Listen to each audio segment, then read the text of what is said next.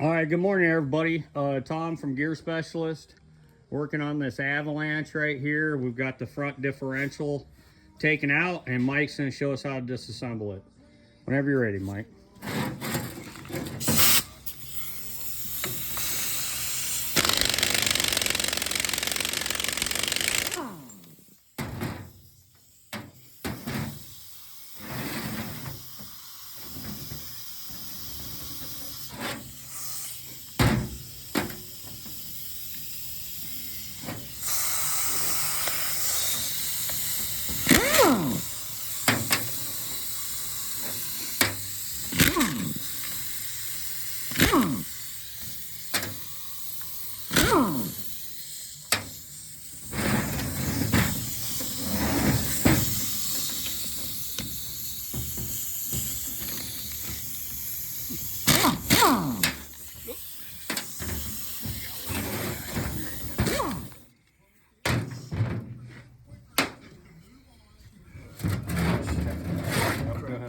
Yep, go ahead. Watch your fingers.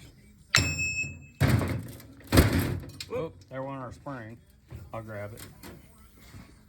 Well, you know what? We should show how this lays out real quick. So you got your washer right here. Got your little drive shaft right there. The spring come off. Spring goes there. I seen it come flying. I think it went. I see it. I see it. All right. Yeah.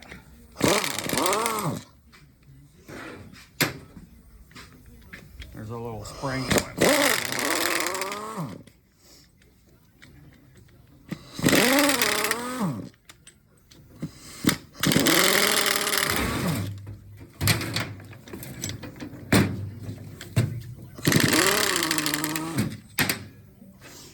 This is something to note right here.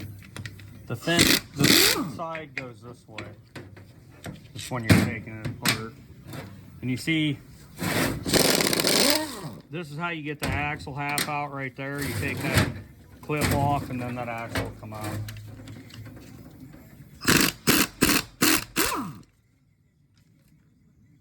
Oh yeah. Well, I never really did show the bearing that is making noise. I'm going to try to show you here in a second. But that's what our plug looked like. You can see it's got a lot of metal on it. You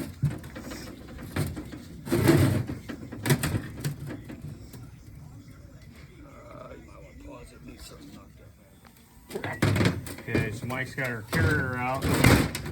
There's, look at this right here. See that bearing's all chewed up?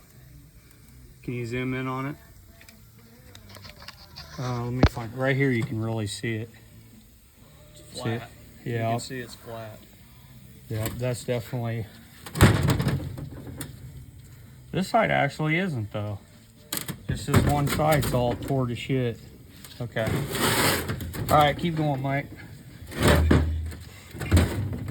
He's gonna do now is we're just gonna take a something, put it up a little bit. In fact, we'll just leave it on the side. Just tap it out. There we go.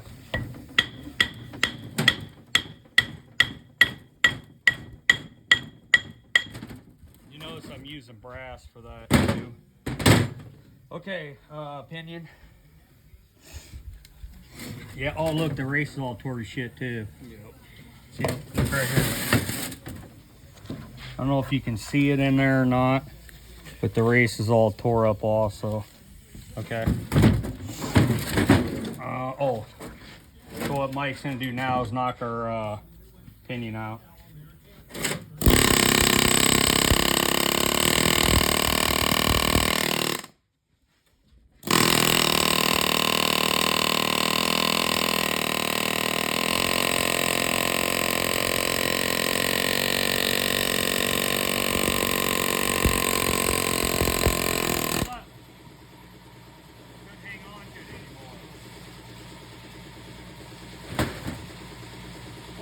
Rust bucket.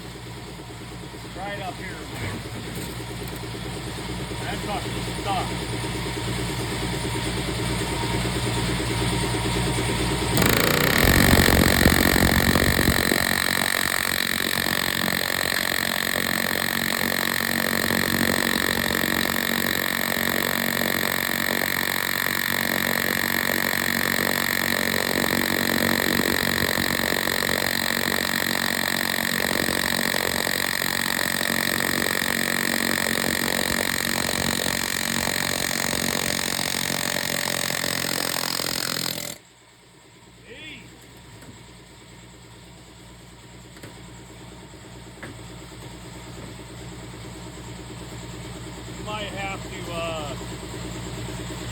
change yoke. Bearing look alright? Well, looks alright. Let me go ahead and knock this out. Oh, crap.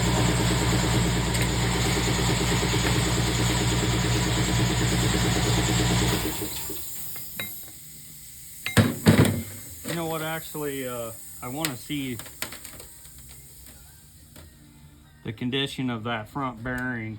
So usually a lot of times what I'll do is just hit it on the back of the bearing. In fact, we're replacing it anyway.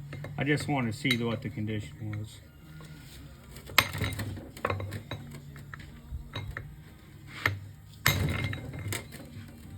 Come on, babe. Might have to hold the case for me, Mike.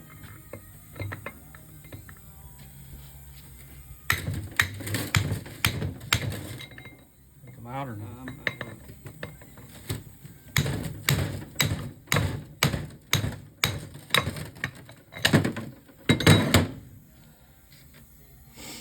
You know, the main problem is this one bearing right here. Look at it. Can you see how bad that is from in the video or not really? See it right there?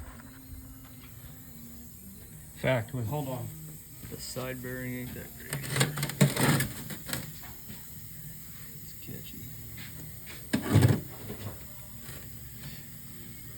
Here, I'm gonna clean this bearing so you can see it a little bit better.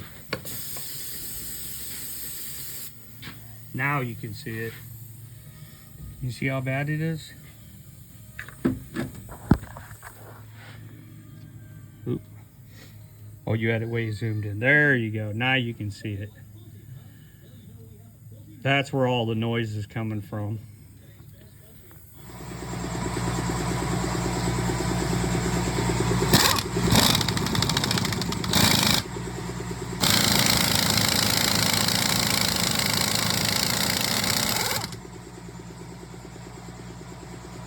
Pulling the side carrier bearings off right now, and then we're going to go to the pinion.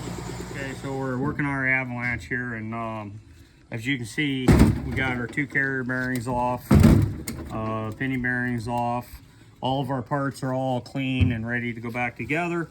So we're going to go ahead and press on our inner pinion bearing and our 2 side carrier bearings and get ready to reinstall. So anyway, I just wanted to point out that we've got Yukon bearing kit. Make sure you buy a good quality bearing kit. Okay, so we press our new bearings on our carrier. We press new bearings on our pinion. If you notice, I'm getting ready to tighten this down. There's no seal in it, and we've got a new crush sleeve. That's the old one. So we should just show this real quick. Here, hold on. Go ahead.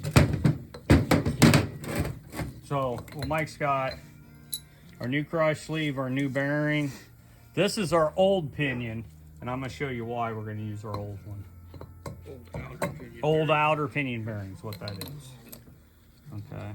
And then there's our new pinion bearing, but we're going to use the older outer one for a second here. Oop. Okay. And this is the old nut right here. And then when we're setting preload on this, you're going to set this preload exactly the same as you do any other differential, even though it's a split case.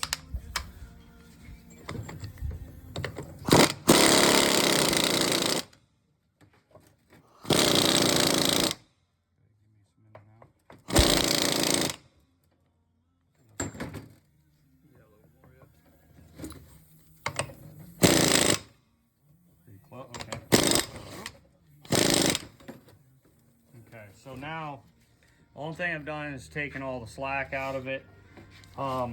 You should do this by hand if you've never done it before. But I'm gonna go, and I'm not gonna put, on this one, we want about 15, 18 inch-pounds of rolling torque, and I'm not gonna put that much on it right now, but I am gonna run it down a bit.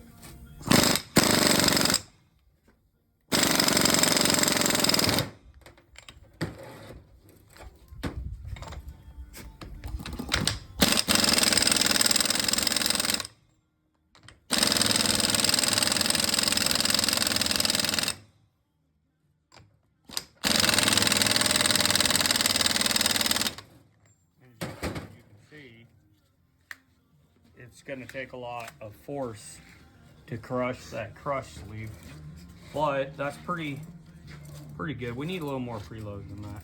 I'm going to have to find something to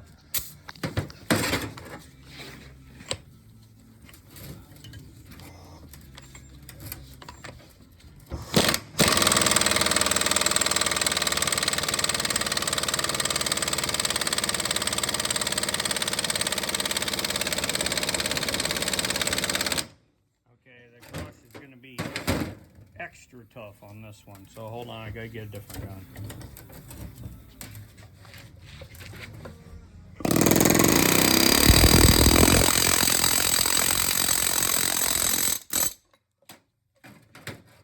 All right, so this is our crush right here. We started crushing it. We got about 8-10 inch-pounds. We need a little bit more than that, but this is what I want to show you. So the outer bearing here is considerably or inner. It's considerably bigger. It can take a lot of pressure. This outer bearing, not so much. So we use the old one to help set our preload. So at this point right now, our crush is most of the way crushed. I got to make sure all this is nice and clean, and then we're gonna set our final rolling torque with our seal in it. Okay, so what we did now is we've got what was it, 22 pounds, 22 inch-pounds of rolling torque, which is good. A little higher than what I wanted, but it's all right, it won't hurt nothing. Anyway, we got our new seal in with our new bearing, with our new nut, pinion, rolling torque set. We're ready to go to the next step. Okay, on this differential, as you can see, we've already painted the gears. And what we're gonna do, I'm not gonna film all this, but we're gonna take our second half of our casing, we're gonna put in our new race, which we already put the new race in this one. And then what we're gonna do, we're gonna put it together. We're gonna put like 4 or 5 bolts in, something like that. And we're gonna rotate it, and we're gonna check our pattern. At the same time, generally you would be checking your backlash like this right here. Well, you can't access it. So the only way to check it is on the yoke. Makes it much more difficult. Same concept though. Basically rock it back and forth until you can hear that, and then you measure how far the yoke's moving. Not overly complicated. So, and plus it's getting to be late in the day, and I want to get this finished. So we're gonna test fit it. We're gonna check our pattern. We're gonna check our lash, make sure everything's good, and then we'll continue on. Okay, what I did, I skipped the step. I replaced this outer seal right here, and then I slid my drive shaft back in, and then this washer, I'm flipping this upside down. This one, look, this one went this way originally, but you can see how it's bowed. So I'm gonna flip it up like this to give a little more tension, and we'll slide this seat clip back on, maybe. Some of these, you can get the drive shaft to come out in and out, depending on the year. This particular year, the drive shafts don't come out unless you disassemble this part right here. The other drive shaft will pop out, but not this one. Because of that washer right there is the reason why. Okay. Am I all the way down? Yeah. Okay, so we're all the way in it right there. Pause that. Show us how that goes together. All right, so you got this is your clutch for your 4-wheel drive. This is how this whole thing works. So technically what this does is this goes into this hole right here. Sits down in there, don't forget your spring. And then this washer sits right on top of that, and so when you pick this up, it goes in like that. Yeah, you'll lay it on your side, but But the problem is if you try to pick it up, everything's gonna fall off. So we're gonna lay everything on the side, and then what we're gonna do is slide it in very carefully. This spring here has to go into that hole right there. That's what pushes this up to engage your 4-wheel drive on your intermediate shaft. All right, cool. Okay, our Chevy Avalanche differentials all put back together. There's the truck right there. So we got to go and probably do it in the morning, but I didn't really tell you how to remove it. You don't have to pull CVs out. We pulled the CV out on this side because we're replacing the one CV axle. But Well, they have to be unbolted. yeah, but I will tell you one thing. If you have a 5.3 or 6.0, look how easy it is to get that oil pan now. And the differential isn't that big a deal to take it out. Okay, so tomorrow morning, we're going to reinstall this one, and then we've got a Chevy, I think, 8.6 to do on the rear. So stay tuned.